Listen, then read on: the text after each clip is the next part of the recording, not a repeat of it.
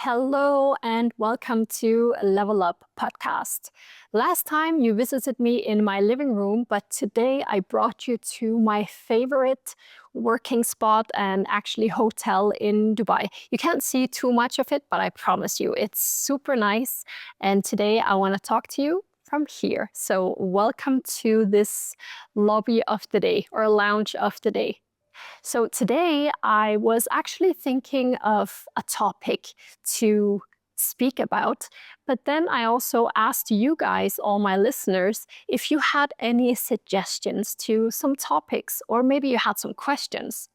And you know what? You actually had so many nice suggestions for topics and questions you wanted to ask me. So I decided to make this episode about all the questions, or at least some of them. I couldn't include all of them, but I chose 3 to 4 questions and topics which I'm gonna respond to and to include in this episode. And I promise you, it's worth listening to. It's something that we all deal with sometimes in our life. Maybe you're also dealing with it right now. I can tell you some of the questions. So one of them is about how you gain confidence. And that is actually very relevant, no matter if you want to start something, have a business, or if you already are running a business, or just growing your career. And another question is about how you stay motivated. And no matter if you are a student, if you have a career, a job, or a business, it is really relevant because we all, at some point, myself included, we reach a point where we just lack motivation. But I'm going to tell you that motivation, it doesn't even matter. I'll tell you why later. And then there are a few other questions that I want to speak about. So stay tuned and let's get to it. So I'm just going to jump right into it because why not? And I want to read the first question that I received, and that is, what thoughts should you consider when thinking about a career change? Any tools or strategies? So first, I would say you need to ask yourself, are you having thoughts about a career change because you're not happy or bored? Or is it simply because you don't feel that the path you're currently on is not aligned with your vision or something like that? That's really important to differentiate between the two. So really, the key word when it comes to choosing your path, your career, your journey, whether it's as an employed or if it's starting something of your own, or maybe pursuing whatever education that you took, the key word is alignment. Because alignment, and whenever we feel in alignment with our vision, our dreams, our mission in life, or purpose, even if we have found that, the alignment of how close we are to that will keep us going, even when it gets hard. So alignment should really be the key word when it comes to anyone choosing their path in life, or whether they should change it along the way, which I would any day recommend you. If you feel like you are stuck, if you feel like you're no longer aligned with where you wanted to go compared to where you are actually going now, then stop for a moment and allow yourself to reconsider everything. And also pivot, like we do in business when business is not going the way we want it to, or we see we have to shift something. Overnight, you have the ability to pivot, to change it. And just remember that you are in control of it. And then another really important thing, and I don't know if I'm speaking mainly to the women here, because we like to have it all figured out before we do anything, myself included, but I have become much better with it. But I will say that you don't need to know everything right now. You don't need to know how it's all gonna fold out. If you just focus on the alignment, is this path in alignment with because you know what you want deep inside. We all know. Some of us are just too scared to act on it. But I want you not to be scared of acting on it. Ask yourself, is this path, maybe career change that I want to take, is it in alignment with what I really want to do deep down inside? You know, the thing that makes you tickle and the thing that makes you want to get up each morning and just do it on a daily basis, even if you weren't paid to do it, although you should get paid to do anything. But yeah, I would say those things are super essential when we talk about choosing our career or changing our career. Finally, to this question, I want to say, because I can personally talk about this as well. Personally, I studied law, business law specifically. So the standard route for me, the standard path for me would be to get employed to begin with when I first graduated in a big law firm, doing corporate business law, and get employed, get a lot of traditional experience, and then work my way up in a corporate setting. However, we all know that I did not do that because that path to me was simply not in alignment with what made me tickle deep inside, what I wanted to do. But I will say it has been difficult along the way because I took such a difficult and long education. And it's not because I didn't use it, but I didn't use it the normal way. And sometimes I have thought to myself, was that a waste? Or maybe also you've noticed that the last couple of years, I've moved much more from law. I'm still doing that, but I've also moved in the direction of self-development, empowerment. And that's also one of the reasons why I started this podcast, and I've asked myself along the way, but self-development and, helping people and empowering people and inspiring people, is that, how you can say, is that something less than what I should be doing because I studied law? And I've had these internal conversations many times with myself, and I always reach the same conclusion that no, whatever I feel in alignment with, whatever I feel that I have a desire and my purpose here on earth, is not only to help people with their legal situations. I love doing that too, because it makes a huge difference for them. But what I really love to do is helping people and empowering people to believe that they can achieve absolutely everything in life. Because personally, I wasn't supposed to have the life that I'm having now, at least not according to statistics. And I know that if I can, so can you. And that is my purpose, my mission, and my absolute greatest honor to be doing in life, even though I studied law for way too many years. All right, then, now that we have warmed up, I want to go to the second question. I love this one, especially because it is something that I, if anything, can talk about.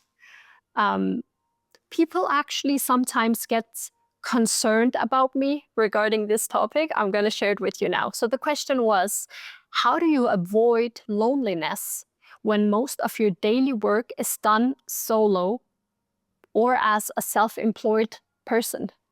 Well, if this is not down my lane, I don't know what is. So I want to say two important things to start out with. Being alone and being lonely are two very different things. You can be alone physically and not feeling lonely, and you can be around 1,000 people physically but still feel lonely, but way too many people, they haven't discovered the fulfillment of being and growing in solitude. Me personally, yes, I have. Second important thing I want to say is that when you are self-employed, like me, I'm a solo entrepreneur, solo founder. You work a lot alone, and you are very much by yourself. And not only that, you're really much alone and by yourself in very, very challenging and difficult and harsh situations. So you really are forced to be your best friend in these situations. And it's kind of a make it or break it opportunity for you when you become a solo entrepreneur, because some people, they can't do it, even if you are an entrepreneur or not. But some people, they really cannot be alone. They cannot be alone with themselves or their thoughts or just this emptiness. And the key is to not feel lonely when you are alone. Me personally, I have learned to love my own company, and actually to the extent where I am super selective with the people that I engage with or socialize with. My circle is very small.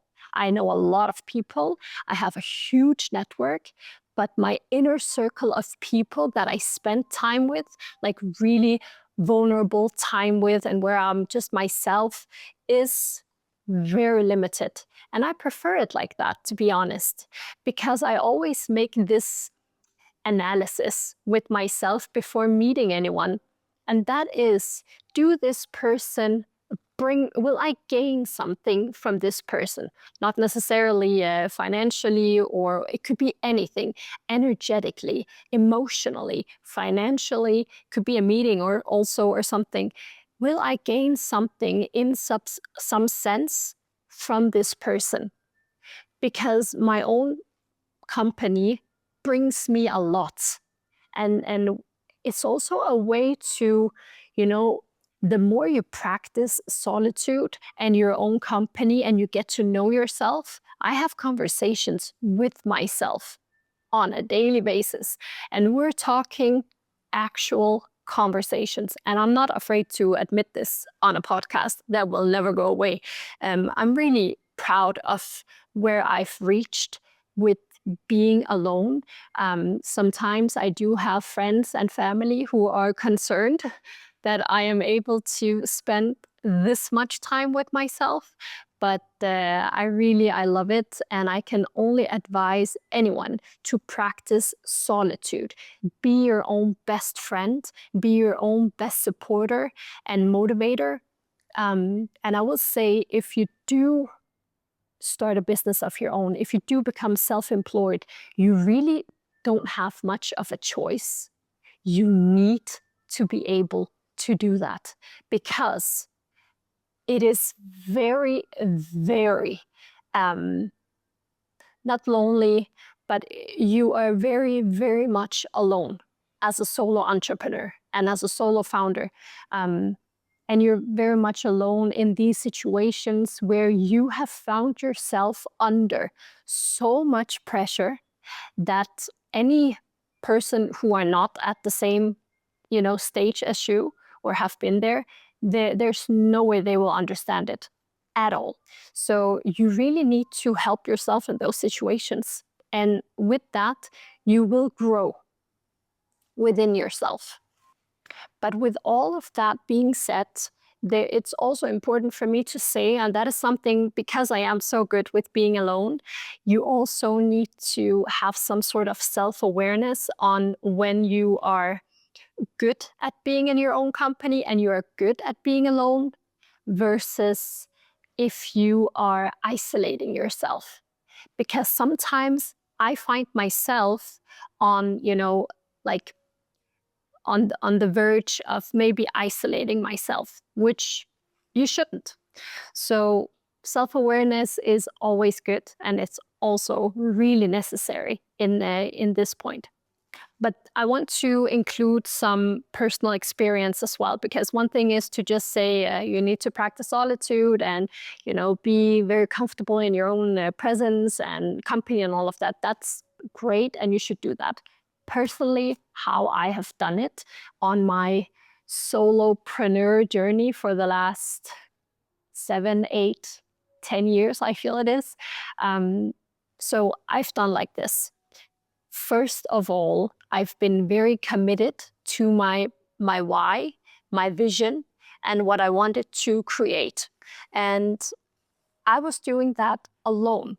So what was really important for me, whenever I felt maybe I needed someone to help me, or just needed some input, I was growing a huge and valuable network on the side. And I will recommend this to anyone.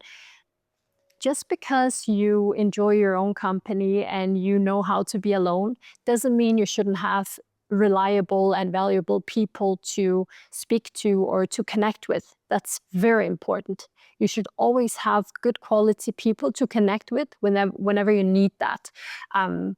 Personally, I had a huge network on the side. So maybe I was doing it myself, but I really wasn't, because I had a network I could speak to whenever I needed advice, or even if I didn't have, or if I didn't use my network, I would read books. I've mentioned this before, and maybe you know by now that I love to read books. I've read over 100 books, self-development, business-related, habit-related, whatever related was necessary for me, I read it. And it's fun to see that all the books I've been reading along the way has really followed my entrepreneurial journey and the stages I've been at. So really, I recommend you also to read books, because then you will realize that you're not alone with the thoughts, with maybe the limiting beliefs you have on the way as well. Because we also sometimes are not our own best friend. We are our own biggest critic. And when we read about other maybe big entrepreneurs who have been in similar situations, and we hear and we read that, oh, they had these thoughts as well, then, it gets normalized. We're not the only ones with these thoughts. We've all been there. But then again, I work very much from home, or wherever I want to work. So I just always make sure that my space, my working space, is inspirational. Sometimes that's at home. Other times I take it outside, because sometimes, believe it or not, I actually do like to look at other people, or to just be in the surroundings of other people.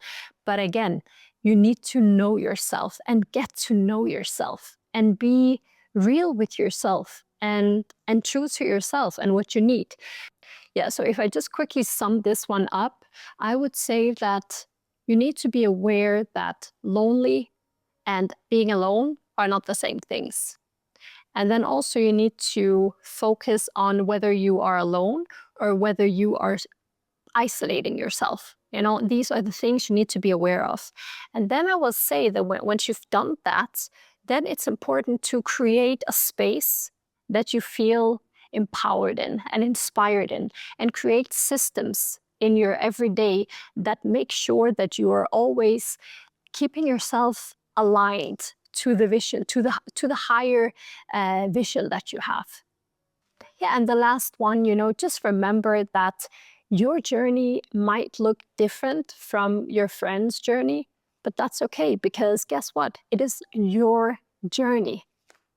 All right, then. Now that we've been talking about being alone versus lonely, and also talking about how you can switch your career or choose a career for yourself, I want to talk about this one. That was a really nice question as well. The question was, how do you stay disciplined and motivated when no one is watching? And this one, okay, I say this about all the questions, but if anything, I can really, really give my feedback and insights on this. Because as someone who has been an entrepreneur and been running my own projects for the past 10 years alone, I can guarantee you that I have not been motivated every day. Far from. But here's the thing. You don't need motivation to keep going. Motivation is overrated, overhyped, and you don't need it. What you need is alignment and fulfillment. And you get that once you have found your purpose in life and your why in life. So when you have a strong why, I've said this before, when your why is strong, the how doesn't matter. How it's being done, it doesn't matter. You don't need anyone to motivate you on a daily basis because you are so committed to the vision, to the why. So that has really been, well, actually, that has been the one thing that has kept me going. Because people, they often ask me, what drives you? Well, it's my vision. It's the why that keeps me driving, driving on this insane journey of entrepreneurship. And really, I have done a lot of things in my life. I've experienced a lot of crazy things in my life. But this, being an entrepreneur and being on this journey, is not for the weak. Let me just say that. And it is a million times more tough than going through law school, that is for sure. And also, I think people need to understand that motivation is something that stems from a mood, an emotional mindset. And our mood and our, level of happiness or whatever, it's very different, even on a daily basis. And sometimes even many times within a day, especially if you are an entrepreneur, you get knocked down several times during the day. And it's not possible to be or feel motivated in that moment. But then again, you commit to the vision and to the why and why we are doing this. And that will keep you going. It's so hard, but it's so simple. And I always like to say, make your vision louder than your mood. And maybe you can resonate with that. And also, maybe if you think of it like this, motivation, yes, it is nice to have. It is not a need to have. A need to have is, first of all, your why and your purpose, but the need, which will come easier to you when you have your why and your vision, is discipline. So motivation is a luxury. It's like an added bonus, but you don't have it every day, far from. But discipline should be the standard. And the non-negotiable is that you have a vision and a why that you commit to. Then your discipline will be easier for you to maintain.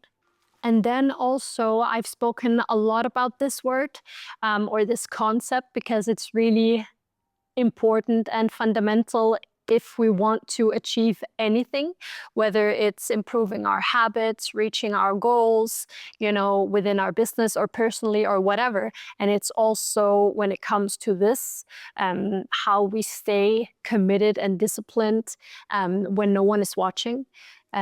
Because no one is watching, but we need to remember one thing.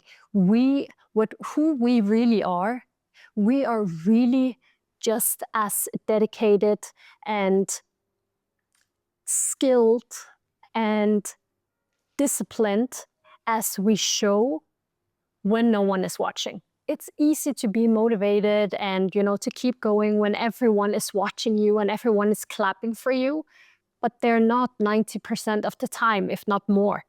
So it's really in those 5-10% where we find ourselves. Who are we? What are we made of? What is our core? And that is when no one is watching. Who are we when no one is watching is really who we are. But I want to say the concept I was talking about is accountability. We need to be able to keep ourselves accountable. And personally, I do that with tracking. So I track everything I do, whether it's in my calendar or on my yearly or monthly or weekly goals. And then I track myself and I make sure that I always have an overview of what I am doing and what I'm not. And then I align with myself and I check in with myself and I keep myself accountable. And then I also help myself help myself.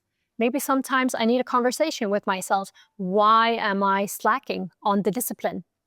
How will I get back into my discipline? And really try not to be too hard on myself, but understand myself more. So, yeah. This also speaks very much into the previous question, how can be alone without feeling lonely. When we build a relationship with ourselves, I can for a fact say that my best friend, and this is gonna sound corny to someone maybe, or cringe, I don't know, but I will say this with pride. My absolute best friend, my biggest supporter, and the one I can always count on. Can you guess who it is? She's speaking to you from this screen. It is myself. And that's really the best reassurance that I have in life, that I can count on myself. And I actually didn't feel like we had time for the last question, the fourth one, but I wanna talk about this as well, because it's funny when you then look back on everything we've spoke about. This is random chosen questions. Then you realize how much everything is connected. So the last question that I didn't want to include it because I thought we were like out of time, but I have to include it. So the fourth question sounds like this: how do you build real confidence? And, we need to remember that confidence is not something that we are born with at all. Like, we're born with maybe some DNA and maybe some whatever, but it's something that we built as almost everything else. But the way we build confidence is by showing up time after time, and especially showing up for ourselves. Because whenever we prove to ourselves that we show up for ourselves, that we are able to keep ourselves accountable, and that we can keep the promises that we make to ourselves, then we build trust in ourselves and we build trust in our character. And with that, we gain a lot of confidence because we know who the hell we are. We are someone who shows up for people and ourselves. We are someone that keep ourselves accountable. We can count on ourselves. And that will give you an immense amount of confidence in yourself. But I will also say another thing, because many people talk about gaining confidence. Let's say if you want to start doing public speaking, or you want to gain the confidence to start a business or to apply for a special job that maybe you feel like you're not competent enough to do, which I'm sure you are. I will say another thing, that women, not talking to the men here, I'm talking specifically to the women.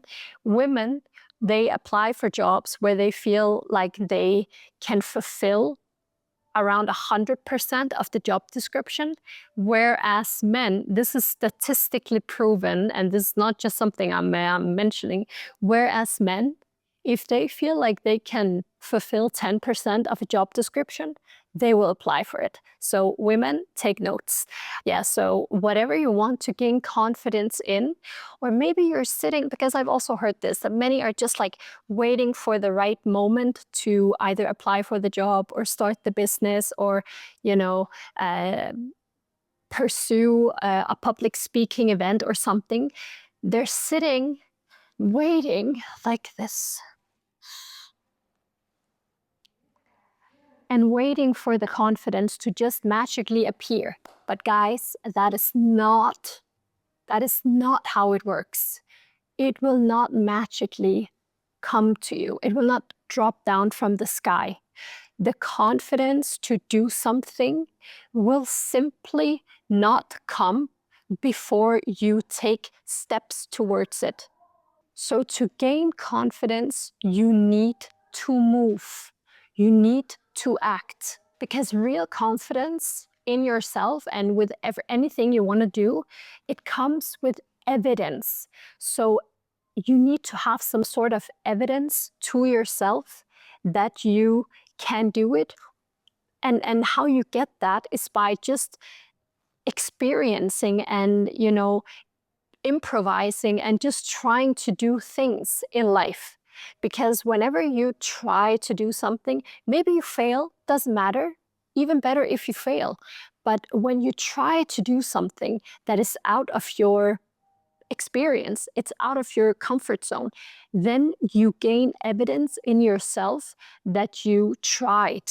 And you gain some kind of confidence in yourself that you tried something that you have never done before and nothing happened. You didn't break. You didn't, even though you failed in doing that, you still gained something, learning, knowledge for the next time. But we need evidence. We need to do something. And then gradually, you might not do the public speaking from today till tomorrow, but maybe within 2 or 3 months, if you start attending public speaking, if you maybe talk to your network who has done a lot of public speaking, and I'm talking from experience here, I've done more than 50 public speakings in my life, and trust me, I did not feel confident the first time or maybe even the 10th time. But yeah, eventually we will get there. And feeling nervous is not the same as not being confident. It's healthy to feel nervous about some things. Actually, I prefer to feel nervous about doing some things. Even when I started this podcast, I'd never done a podcast before, but I have attended other podcasts. I've been a guest in other podcasts, many. And then I was like, why not? I have a lot to share. I have a lot to speak. I want to empower even more people and inspire more people. And that was more important to me than the potential fear I was feeling of starting a podcast, if you get my point. And that's the same you should be thinking. What's more important to you? To do this public speaking thing, or to start your business and commit to the life that you deep down inside want to have? What is bigger for you? What is more important to you? To do that even though you have some sort of fear, or to hold back and limit yourself because you have that fear? I think you know the answer, and you know what the right answer should be. Yeah, so finally, stop waiting to feel ready, because you will never feel ready, and start doing. And very importantly, I know we started out by talking about the importance of being able to be alone, but I will say surround yourself with people who can empower you, a network that have done it, that want to see you win and want to see you grow. Even when you maybe can't see it yourself, have friends that are so good that they can remind you of what you're capable of. Otherwise, I will be your friend right now, and I will remind you that you are capable of much more than you give yourself credit for. Trust me. Like I said in the beginning of this podcast, I was not supposed to have this life. I was not supposed to reach this stage in my life. But I did it anyways. And when I say I wasn't supposed to, according to every statistic, I was not supposed to be here. And that's why it has become my biggest and most important thing in life to remind you that if I can, you can. And I'm going to keep reminding you that in each episode. And That is actually the core of this podcast, to remind you that, just wrapped in different packages sometimes. I hope you enjoyed this podcast. I hope that these questions, they could help you as well. Maybe you've had them, maybe you're having them right now. I hope my answers, they could give you some empowerment. I don't want to say motivation, but if it could, that's fine too. But yeah, just remember and ask yourself, where do you want to go in life? And be true to yourself on that, because you owe it to yourself. And then commit to the journey. Just commit to it and trust that confidence will find you if you just do it. Don't wait to feel ready, because then you will be waiting forever. Your readiness is a myth, and it will only appear when you start doing things. All right? I can't wait to see you next time, and hopefully to inspire and empower you again. I'll see you next time. Bye.